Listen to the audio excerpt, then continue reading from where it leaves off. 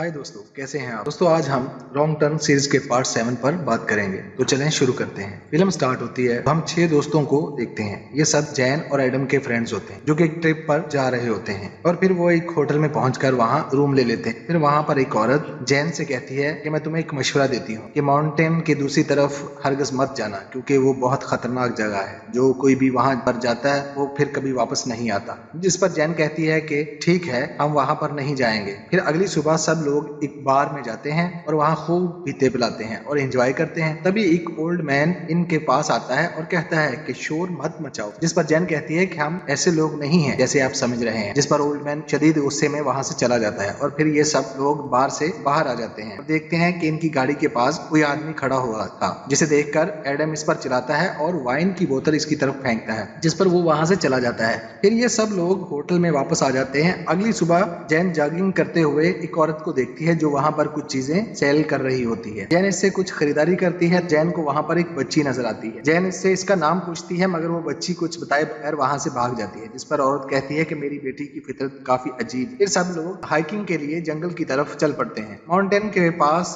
पहुंचकर जैन को बूढ़ी औरत की बात याद आती है कि माउंटेन के उस तरफ मत जाना, वहां खतरा है। और फिर जैन का दोस्त कहता है माउंटेन के उस पार बहुत खूबसूरत इलाका है, हमें वहां जाना चाहिए, खूब मजा करेंगे। तुम बूढ़ी औरत की बात दिमाग से झटक दो। और फिर ये सब लोग माउंटेन के उस पार चले जाते हैं और जैन की एक दोस्त मोबाइल से वीडियो बना रही होती है, जिस पर वो देखती है कि एक दरख्त का बहुत बड़ा तना इनकी तरफ तेजी से आ रहा होता है, जिस पर सब खुद को बचाने के लिए भागने लगते हैं ताकि इससे बच सके। मगर इनका एक दोस्त इस तने की जद में आकर मारा जाता है और जैन के सब दोस्त जख्मी हो जाते हैं और इन्हें पता चलता है कि इनका एक दोस्त वहां पर नहीं है। ये सब उसको देखने जाते हैं। वो इन्हें मिल जाता है मगर मरा हुआ, और इसका चेहरा बुरी तरह मसक हो चुका होता है, जिस पर सब बहुत डर जाते हैं और फैसला करते हैं कि हमें यहाँ से चले जाना चाहिए। मगर अजीब बात ये कि अब ये अपना रास्ता भी खो चुके थे। किस तरफ से वापस जाना कोई भी नहीं जानता। रास्ता ढूंढते हैं, यहीं रात हो जाती है और फिर ये टेंट लगाकर वहीं रात गुजारने पर मजबूर हो जाते हैं और डर भी रहे होते हैं कि कहीं जंगली जानवर हमला ही ना कर दें। मगर कोई और चारा भी नहीं होता, सब सो जाते हैं। रात को जैन को कुछ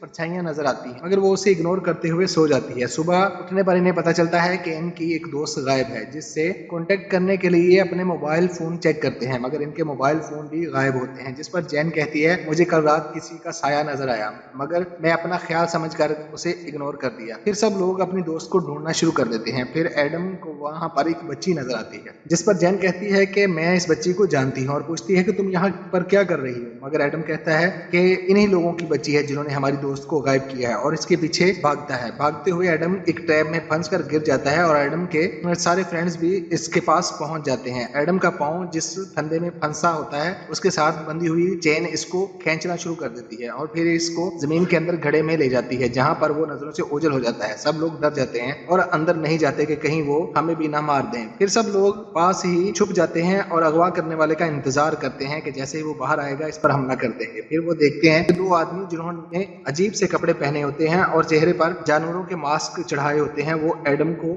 लेकर आ रहे हैं, जिसके हाथ पांव बंधे होते हैं। और सब लोग इनकी तरफ बढ़ते हैं और इन्हें कहते हैं कि हमारे दोस्त को छोड़ दो वरना हम तुम्हें मार देंगे। वो एडम को नीचे फेंक देते हैं। तभी एडम को होश आ जाता है और वो एक किडनैपर पर हमला कर देता है और इसके सर पर एक लकड़ी मार मार कर इसके सर का कीमा बना देता है। दूसरा किडनैपर वहां से भाग जाता है। एडम ने इसे कत्ल कर दिया था। सब हैरान होते हैं और एडम से कहते हैं कि तुमने इसे कत्ल क्यों किया। जिस पर एडम कहता है कि मैंने उसे अपने सेल्फ डिफेंस में कत्ल किया। तभी इनकी वो वाली फ्रेंड जो कल से गायब थी वो भी आ जाती है और इस आदमी की डेड बॉडी देखकर कहती है ये तुम लोगों ने क्या कर दिया, किसी का कत्ल कर दिया। जिस पर जैन कहती है कि हमने तुम्हें कितना ढूंढा, हम समझे कि तुम मर चुकी हो। जिस पर वो कहती है कि मैं रास्ता तलाश करने के लिए निकल गई थी और वहां पर कुछ लोग थे जिन्हें देखकर मैं छुप गई थी। जैसे ही वो गए वापस आ गई। फिर सब लोग डरते हुए जंगल से बाहर निकलने के लिए आगे बढ़ते हैं। फिर ये किसी की आवाज सुनते हैं और वहां से भागने लगते हैं, जिस पर एक लड़के का पांव एक वायर से टकरा जाता है और एक नुकीला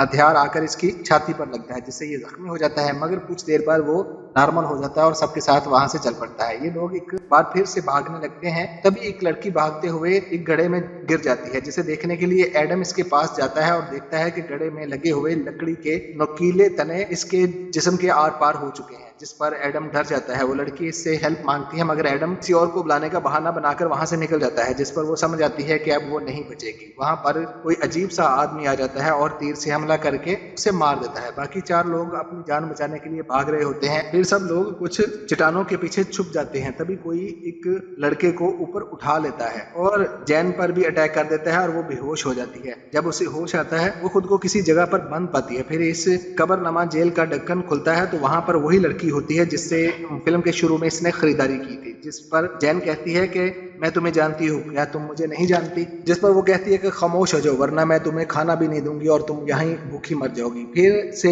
ढक्कन बंद करके चली जाती है। फिर कुछ देर बाद जैन की तरफ एक सीढ़ी फेंकती है जिससे जैन ऊपर आ जाती है और देखती है कि इसके सभी दोस्त लाइन में खड़े होते हैं और उनके हाथ बंधे होते हैं। फिर सबके चेहरों पर कपड़ा डालकर वहां से ले जाते हैं और फिर इन्हें एक कबीले में ले जाया जाता है और इन्हें घुटनों के बल बिठा दिया जाता है और कपड़ा हटा दिया जाता है। इनके सामने कबीले का सरदार बैठा होता है जो इन्हें कहता है कि तुम लोग हमारी हदूद में आए और तुम लोगों ने हमारे एक आदमी को भी मार दिया। जिस पर जैन कहती है हमने किसी को नहीं मारा। जिस पर बचकर भागने वाला आदमी सामने आता है और कहता है कि हमने तुम्हारे दोस्त को माउंटेन की दूसरी तरफ छोड़ने जा रहे थे मगर तुम लोगों ने हमारे साथी को ही मार दिया। और फिर इस मरे हुए आदमी की लाश सामने टेबल पर रख देते हैं। लाश बहुत बुरी हालत में होती है जिस पर जैन कहती है कि हमें लगा कि ये हमें मार देगा और हमने खुद को बचाने के लिए उसे मारा। जिस पर सरदार कहता है कि क्या तुम लोग मिसअंडरस्टैंडिंग पर लोगों को कत्ल कर देते हो और अब तुम सब भी एक एक करके मारे जाओगे। फिर एडम को सबके सामने लिटा दिया जाता है और कहता है कि तुम सबको ठीक वैसे ही मारूंगा जैसे तुम लोगों ने मेरे आदमी को मारा। और एक लकड़ी